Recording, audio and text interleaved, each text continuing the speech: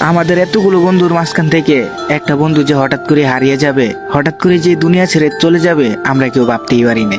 যদি সেদিন আমার বন্ধু ট্রেনের ছাদে উঠে ফ্রি ফায়ার গেমটা না খেলতো, তাহলে হয়তো বা তার মৃত্যুটা এইভাবে হইতো না।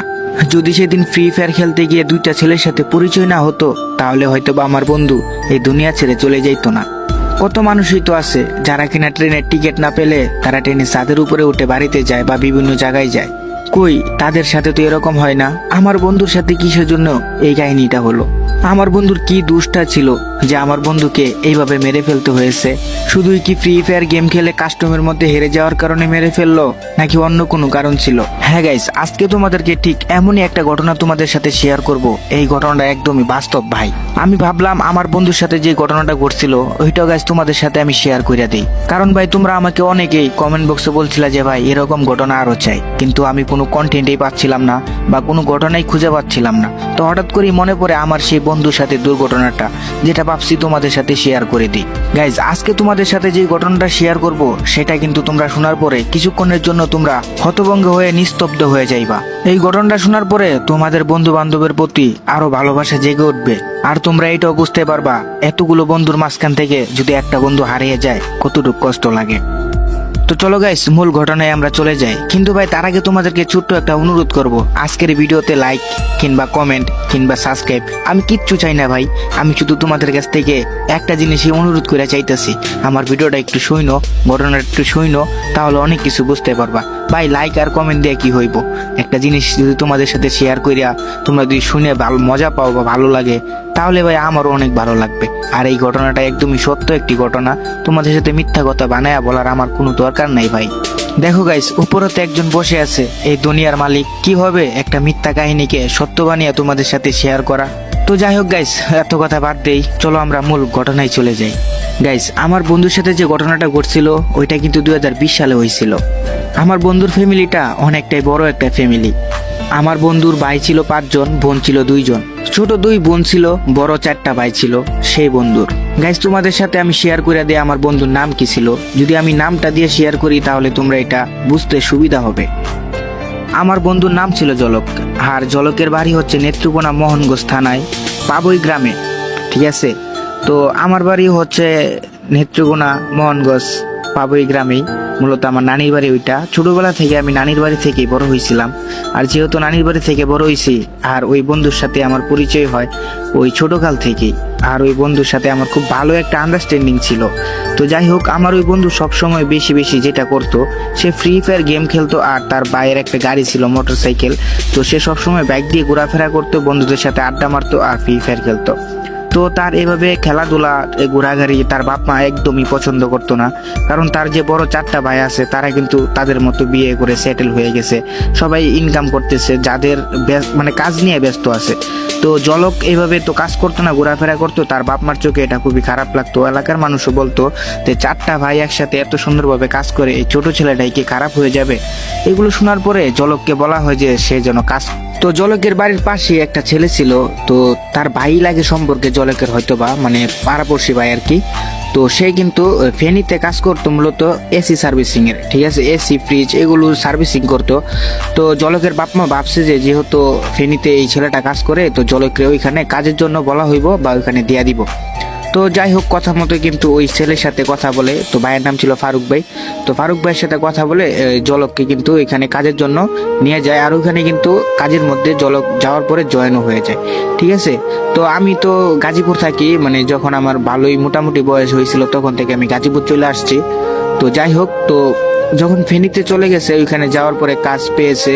জলক ঠিকঠাক ভাবে কাজ করতেছিল, ফ্রি ফায়ার খেলতো। তার সাথে আমি রাত্রেবেলা ফ্রি ফায়ার খেলতাম আর প্রতিদিনই তার সাথে গেম খেলতাম আর কথা হইতো। ঠিক আছে, তো জলকে প্রায় 2 থেকে 3 মাস চাকরি করছে। চাকরি করার পরে ওইখান থেকে যা বেতন পাইলো, মোটামুটি ভালো অঙ্কের একটা টাকা পাইতো। তোর 10,000-এর উপরে বেতন পাইতো, মানে 15,000-এর উপরে পাইতো প্লাস আর কি। তো ওরকম বেতন পাওয়ার পরে ওই টাকা থেকে বাড়িতে বাড়িতে কিছু আর খরচের জন্য রাখতো, মূলত থাকা খাওয়ার জন্য। তো এভাবে প্রায় 3-4 মাস টাকা পাঠাইছে, চাকরি করছে অনেক দিনই। তো ঈদের কিছুদিন আগে আগে সে যেহেতু বাড়িতে যাবে ঈদের আগে আগে, তো ঈদের আগে আগে কোনো টাকাই বাড়িতে পাঠায় নাই। সে একদমই চিন্তা ভাবনা করছে বেতন পাওয়ার পরে যতগুলো টাকা হবে সবগুলো টাকা দিয়ে বাপ মার জন্য কাপড় চোপড়, ছোট বোনের জন্য কাপড় চোপড় কিনে একবারই বাড়িতে যাবে। সে ওই নিয়ত করেছিল।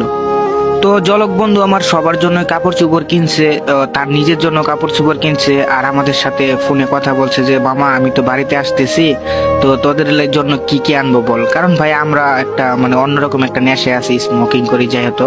তো সে কিন্তু আমাদের জন্য মোটামুটি জিনিস আনছে আর কি, যে ও বুঝতেই তো পারতেছে। যাই হোক, তো এরকম আনার জন্য সে আমাদেরকে বলে আর কিনছিল, ঠিক আছে। তো যাই হোক, তো কাজ শেষে মানে ঈদের 2 দিন আগে কাজটা শেষ করে সে মার্কেট সবকিছু করছে কমপ্লিট। তো এখন সে বাড়িতে যাবে। তো তার যে এই যে ভাই ছিল ফারুক, সে আর বাড়িতে যাবে না, কারণ সে যেখানে কাজ করে তো সে একটা মোটামুটি ভালো একটা পজিশনে আছে, তার বাড়িতে যাওয়া বেশিরভাগই হয় না। তো ফারুক ভাইয়ের যে এলাকা, ঠিক আছে, আর জলকের এলাকা একই এলাকা, মানে পাশের বাড়ি থেকে পাশের বাড়ি আর কি এরকম। তো জলকের বাড়ির পাশে যে আরেকটি ছেলে ছিল, সেও কিন্তু জলকের সাথে কাজ করতো, মানে জলক কাজে আসার 2-3 মাস পরে হয়তো ওই ছেলেটা আসছিল জলকের সাথে কাজ করার জন্য, ঠিক আছে। তো ওই ছেলের নাম ছিল তোমার মহসিন। তো মহসিন আর জলক যেহেতু একই গ্রামের, একই পাড়ার, একই বাড়ির পাশেই বাড়ি, তো তারা চিন্তা ভাবনা করছে একসাথে বাড়িতে যাওয়ার জন্য। তো জলকে আর মহসিন তারা দুইজন বাড়িতে যাওয়ার জন্য রেডি হয়ে গেছে।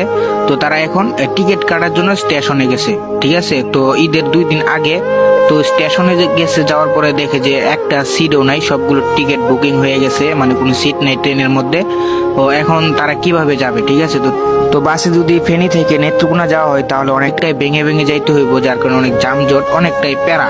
তো জলক আর মহসিন ভাবছে যে তারা ট্রেনেই যাবে, যেভাবেই হোক ট্রেনেই যাবে, তাহলে রিল্যাক্সে যেতে পারবে আর কি। এত যানজট ওদের ভাল লাগে না, গ্যাঞ্জাম আর কি। তো যাই হোক, তারা কি করলো, যে যেহেতু টিকিট পাই নাই এখন কি করবে, তারা কি করছে ট্রেনে যাওয়ার জন্য। তো সারাদিন তো খুঁজলো, টিকিট পাইলো না। তো রাত্রেবেলা তারা নিয়ত করছে যে তারা ট্রেনেই যাবে। এর জন্য তারা রাত্রেবেলা রওনা দিয়ে দেয়, ব্যাগ টেক নিয়ে, টাকা পয়সা নিয়ে, সবকিছুই। তো তারা চিন্তা ভাবনা করলো ট্রেনের ছাদে উঠে চলে যাবে, ঠিক আছে। তো অনেকেই ট্রেনের ছাদে উঠেছিল ওই দিন। তো যেহেতু ভালো ট্রেন ছিল, মোটামুটি একটা ভালোই ট্রেন, লোকাল ট্রেন না, তো ওই ট্রেনের ছাদের মধ্যে বেশি মানুষ না উঠলেও ভিতরে একদম সবকিছু বুকিং, ঠিক আছে। তো ট্রেনে মোটামুটি প্রায় কত হবে তোর, তোমার 50 কিংবা 100 জন মানুষ এরকম ছাদের মধ্যে আছে, এক একটা বগিতে এক একজন। তো জলকরা যখন ট্রেনের ছাদের উপরে উঠলো, উঠার পরে ওরা ভাবছে যেহেতু এত মানুষ, তো আমি মহসিনকে বললো চল আমরা একটা কাজ করি, আমরা একদম পিছনে যে বগিটা আছে ওই বগিটার মধ্যে বসে থাকি। আর তাদের স্মোকিং করতে 1 প্যাকেট নিয়েছিল সিগারেট, তো ঠিক আছে। তো ওইখানে বসে তারা ফ্রি ফায়ার গেম খেলবে আর স্মোকিং করতে করতে চলে যাবে আর কি, মানে রিল্যাক্স, এরকম একটা চিন্তা ভাবনা। তো যাই হোক, জলক আর মহসিন তারা দুইজন ফ্রি ফায়ার গেম খেলতেছে ট্রেনের ছাদের উপরে বসে। আর একটু পর পরেই যখন সিগারেট শেষ হয়ে যাচ্ছে, আবারও সিগারেট ধরাচ্ছে, খাচ্ছে। তো এইভাবে কিন্তু মানে অন্যরকম একটা ফিলিংস, তো ভালোই লাগে। তো যাই হোক, এভাবে কিন্তু তারা মজা করে করেই যাচ্ছিল।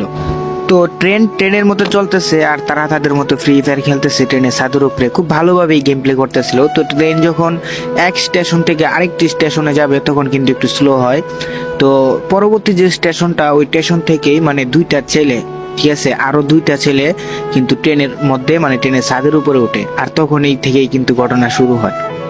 তো ওই 2টা ছেলে যে বগিতে মূলত মহসিন আর জলক বসে আছিল ওই বগিতে উঠে নাই, তো ওই বগির সামনের বগিতে ওই 2টা ছেলে উঠছে। জলক আর মহসিন বিষয়টা খেয়াল করে নাই, মানে তারপরেও তো বোঝা যাচ্ছে যে খেয়াল হালকা হালকা করেছিল। তো যাই হোক, তো ছেলেগুলো যখন আবার ট্রেন ছেড়ে দেয় তখন ছেলেগুলো ওই বগি থেকে, জলক আর মহসিন যে বগিতে বসে আছিল মানে ছাদের উপরে কোনো মানুষই ছিল না, একদমই তারা দুইজনেই ওই বগির ছাদের উপরে।